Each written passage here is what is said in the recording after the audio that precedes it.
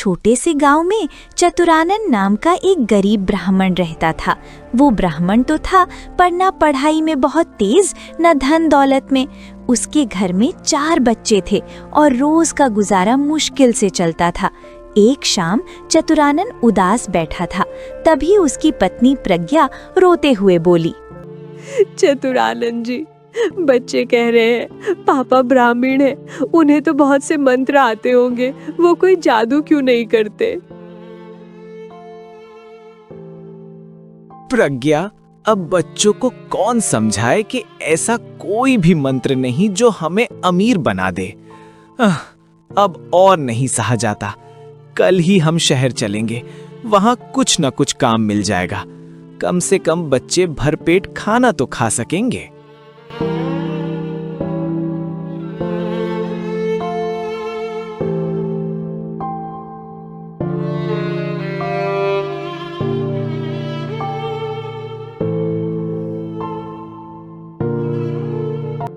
अगले दिन दोनों शहर पहुंचकर धनपाल नाम के एक बड़े अमीर सेठ के महल के सामने रुके। अरे सेठ जी, क्या मुझे यहाँ कुछ काम और रहने की जगह मिलेगी? अरे ब्राह्मण जी, इतने बच्चों के साथ? हाँ हाँ हाँ हाँ, ठीक है, रह जाओ। बड़े लड़के गाय चराएंगे, तुम और पत्नी घर के काम करो। खाना पीना और रहने को एक कमरा मिलेगा। कुछ महीने बाद धनपाल की बेटी का विवाह हुआ। ढेर सारा खाना, मिठाइयाँ बन रही थीं। चतुरानन ने सोचा आज तो अच्छा खाना मिलेगा, पर भोज खत्म होने पर किसी ने उसे नहीं बुलाया और बचा खुचा खाना भी कुत्तों को डाल दिया गया।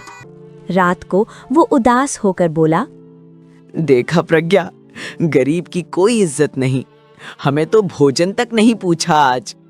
अब मैं इनको ऐसा जादू दिखाऊंगा कि सब मेरे आगे सिर झुकाएंगे। आप ऐसा क्या करने वाले हैं? क्या सच में कोई जादू जानते हैं आप? अरे प्रज्ञा, तुम भी ना बहुत भोली हो। अब मैं अकल का जादू दिखाऊंगा।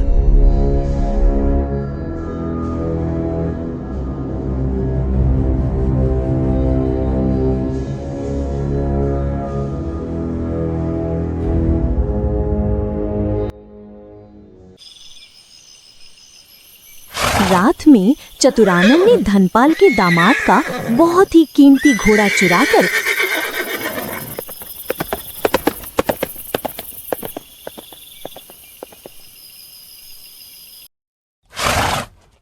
जंगल में खंडहर में छिपा दिया।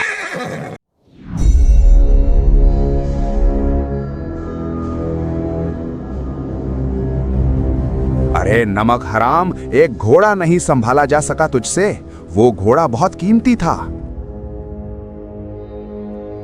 धनपाल अपने कक्ष में चिंतित बैठा था, तभी वहां प्रज्ञा आती है। अरे सेठ जी, सुना है आपका बहुत कीमती घोड़ा चोरी हो गया है। आप चाहो तो मैं आपका घोड़ा वापस पाने में मदद कर सकती हूँ। हाँ, सुना तो तुमने बिल्कुल ठीक है, पर तुम मेरी मदद कैसे कर सकती हो? सेठ जी, दरअसल मेरे पति जो बहुत सीधे साधे दिखाई देते हैं, उनको जादू टोना बहुत अच्छा आता है। वो आपके घोड़े को ढूंढ लाएंगे। तभी चतुरानन को बुलाया गया। अरे चतुरानन, प्रज्ञा बता रही थी कि तुम जादू टोने में माहिर हो। अगर ऐसा है तो क्या तुम पता लगा सकते हो कि हमारा कीमती घोड़ा कहाँ है? हाँ सेठ जी, बस छोटा मोटा जादू जानता हूँ। तो अपने जादू से पता लगाओ हमारा कीमती घोड़ा कहाँ है। चतुरानन आंखें बंद करके कुछ मंत्र पढ़ने का नाटक करने लगता है। अरे सेठ जी, घोड़ा दक्षिण के जंगल में एक खंडहर के अंदर है। धनपाल को घोड़ा मिल गया और ये खबर चारों ओर फैल गई कि एक ब्राह्मण को जादू आता है।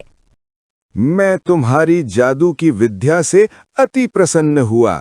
आज से तुम मेरे मंदिर के मुख्य पुजारी हो।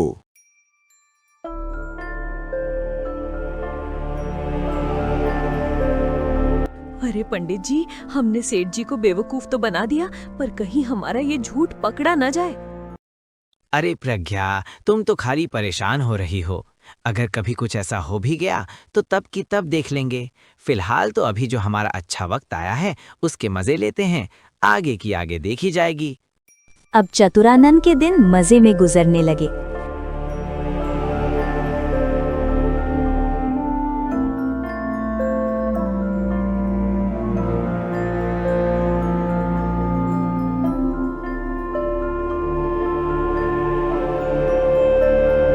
अरे पंडित जी, आपको सेठ जी ने तुरंत बुलाया है। आज सेठ जी ने अचानक क्यों बुलवा लिया? कहीं मेरे झूठ का उन्हें पता तो नहीं चल गया?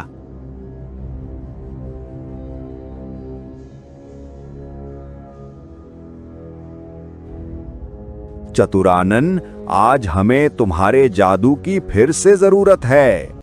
दरअसल हमारी हवेली से किसी ने बहुत ही कीमती सोने और चांदी के जेवर चोरी कर लिए हैं।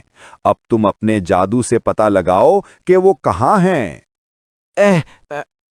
दरअसल सेठ जी, आज तो मैंने भोजन कर लिया है और भोजन करने के पश्चात मेरा जादू काम नहीं करता।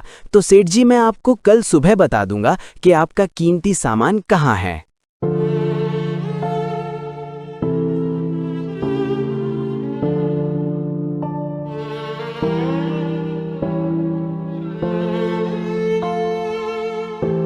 चतुरानन जानता था कि वो ये नहीं बता पाएगा कि कीमती सामान कहाँ है, अतः उसने योजना बनाई कि वो सुबह होने से पहले शहर छोड़ देगा। अरे ओ मेरी लालची बुद्धि, तूने ही मुझे इस मुसीबत में डाला है। अब कल सुबह तुझे इसकी सजा भुगतनी ही पड़ेगी। तभी बाहर खड़ी एक महल में काम करने वाली नौकरानी, जिसका नाम बुद्धि था, वो ये सब सुन रही थी। उसी ने महल में चोरी करी थी। उसे लगा चतुरानन ने जादू से ये पता लगा लिया है कि चोरी उसी ने करी है।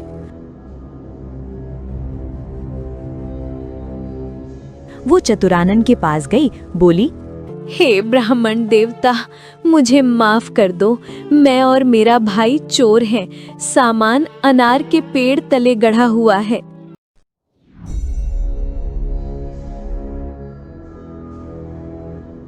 बुद्धि के वहां से जाने के बाद चतुरानन बोला, अरे वाह, ये तो कमाल ही हो गया। बिना किसी मेहनत के चोर अपने आप ही आ गया। सच ही कहा है किसी ने, ऊपर वाला मेहरबान तो गधा पहलवान। अरे चतुरानन, तू भी ना अपने आप को ही गधा बोल रहा है। चलो अब सुबह जाकर सेठ जी को उनका सामान लौटा दूंगा, फिर मजे की जिंदगी जीऊंगा।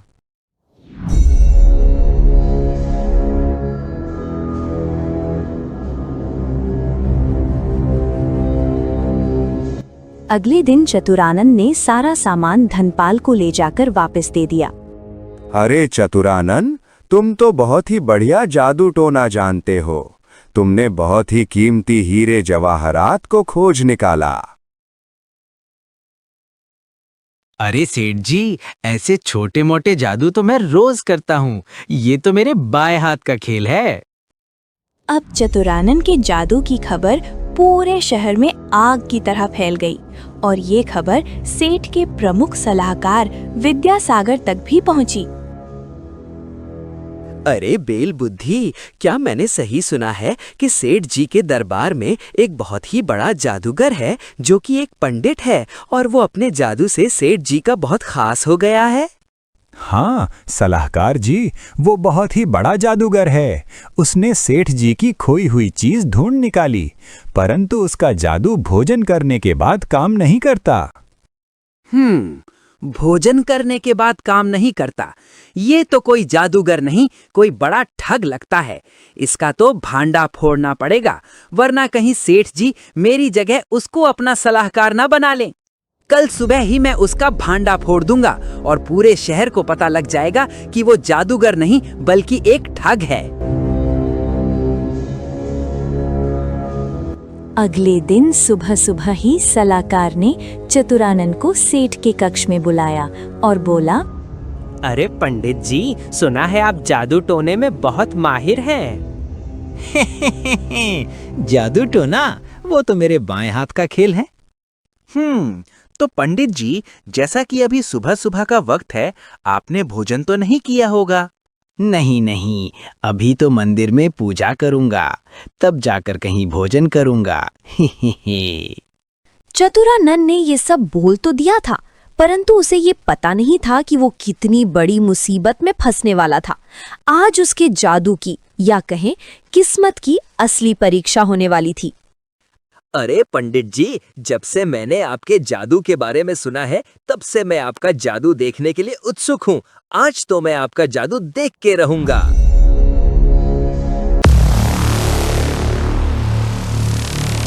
जब चतुरानन ने ये सुना तो उसके पैरों तले जमीन खिसक गई। उसने सोचा आज तो उसका पकड़ा जाना तय है। तभी विद्यासागर एक बंद घड़ा ले आया और उसे चतुरानन के सामने रखते हुए बोला, चलिए पंडित जी, मुझे भी अपना जादू दिखाइए और बताइए इस बंद घड़े में क्या है। अब चतुरानन को लगा था कि उसकी कहानी खत्म है। उसने आंखें बंद करी और डर के मारे कहा, अरे मेरे बचपन के मेंढक, अब तेरा कुंड में ही सर्वनाश होने वाला है। तेरी ये ऐश की जिंदगी अब खत्म। ये सुनते ही विद्यासागर चौंक गया और उसने घड़े का ढक्कन हटाया। उस घड़े के अंदर एक मेंढक था। देखा विद्यासागर, चतुरानन कोई ठग नहीं है, ये वाकई में जादू जानता है। अब रात को प्रज्ञा ने चतुरानन से पूछा, अजी, क्या आपको सच में जादू आता है? आपने कैसे जाना कि घड़े में मेंढक है? अरे नहीं प्रज्ञा, मैं जादू वादू कुछ नहीं जानता। दरअसल में बचपन में दिन भर तालाब में मेंढकों के साथ खेलता था, इसलिए मेरे पिताजी मुझे मूर्ख मेंढक कहकर बुलाते थे। मैं बस अपने आप को अपने बचपन के नाम से कोस रहा था, पर ऊपर वाला मुझ पर मेहरबान था, इसलिए मेरा जादू काम कर गया। सही कहा है किसी ने, ऊपर वाला मेहरबान तो गधा पहलवान। दोस्तों, असली जादू मंत्रों में नहीं, बुद्धि, साहस और थोड़े से भाग्य में होता है। और कभी-कभी अपना बचपन का मेंढक वाला नाम भी जीवन बचा लेता है। दोस्तों, ऐसी ही अतरंगी और अनोखी कहानियों का एक हिस्सा आप भी बनिए। अगर आपको हमारी टून स्टोरीज में मजा आता है और आप नहीं चाहते कि एक भी रोमांचक पल छूट जाए, तो अभी लाइक का बटन दबाएं और सब्सक्राइब करके हमारे इस सफर का हिस्सा बने। घंटी भी बजा देना ताकि सबसे पहले आप तक हमारी कहानी पहुंचे।